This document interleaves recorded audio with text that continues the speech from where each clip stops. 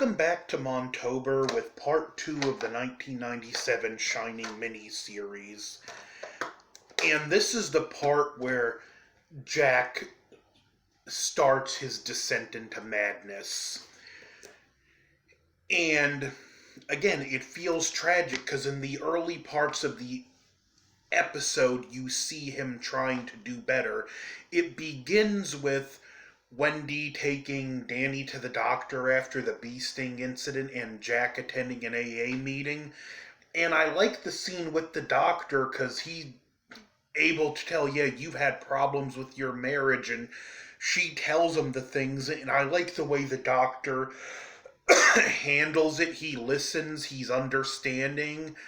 He doesn't condemn or condone Jack's actions, and even points out the imaginary friend Tony was probably a coping mechanism, and that now that their marriage is doing better, he doesn't need Tony, so he's having Tony act a certain way so he can get rid of him. Which is interesting. That was a well done scene, and he also talks about how Danny has the drive of a grad student and the body of a grade schooler. And you even see some of that in the previous episode where they're reading and she's helping him, and he's like, Mom, don't help me. And even Jack talks to her about that in a scene, and he's like, he points out he doesn't like when you do that, and she's like, I know, I hate to see him struggle. And that's a nice moment because it's kind of the father-mother difference where the mother's more wanting to help and make it easier. The father's like, even though he's willing to help, he's more willing to, let the kid learn on his own. We also get some nice scenes where we see Jack trying to hold his sanity together, and he's in the office holding the AA book, and this is after the snow started falling, so they're isolated, which is something the first part set up, that once the snow starts, the snow plows don't go past this point, and you're pretty much stranded. And he's basically having a one-man AA meeting in his head. I'll get back to this scene later. And it's a nice little touch, and you can see things you could believe someone would do that to keep from going stir-crazy. I even like the scene with the first snowfall because all three of them go out and play in the snow, and it sells that this is actually a loving family. Like I said, this is a lot more tragic than the Kubrick version.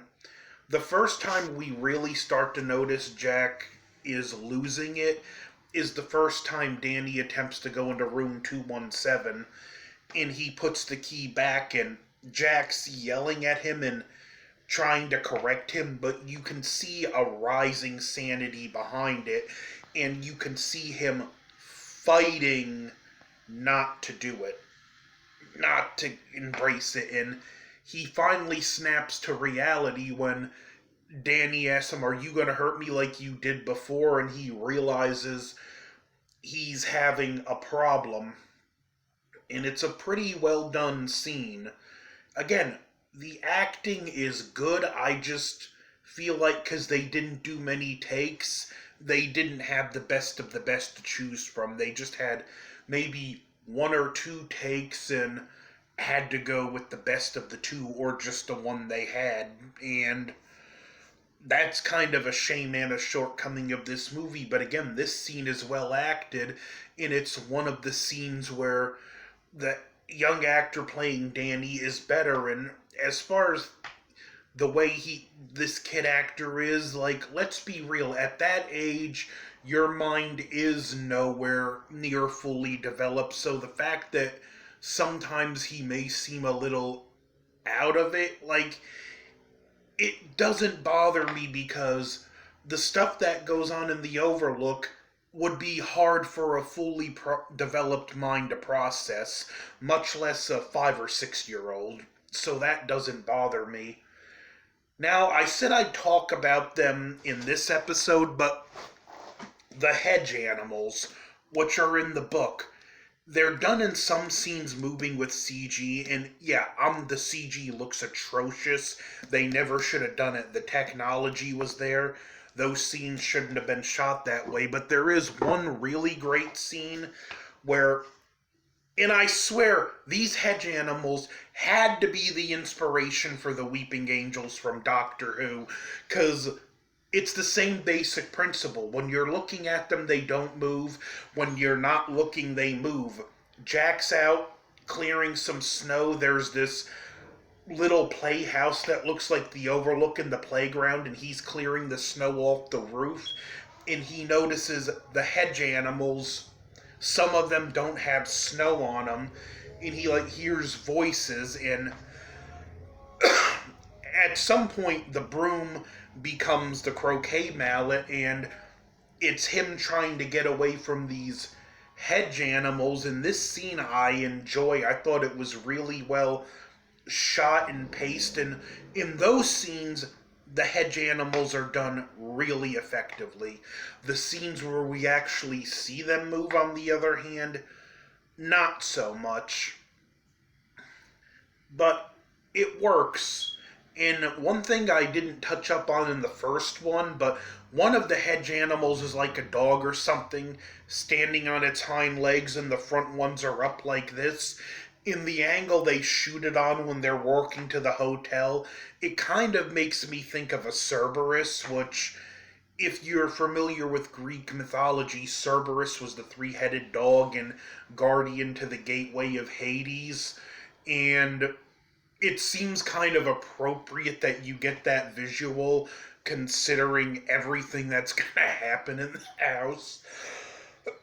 But I did mention earlier the AA scene.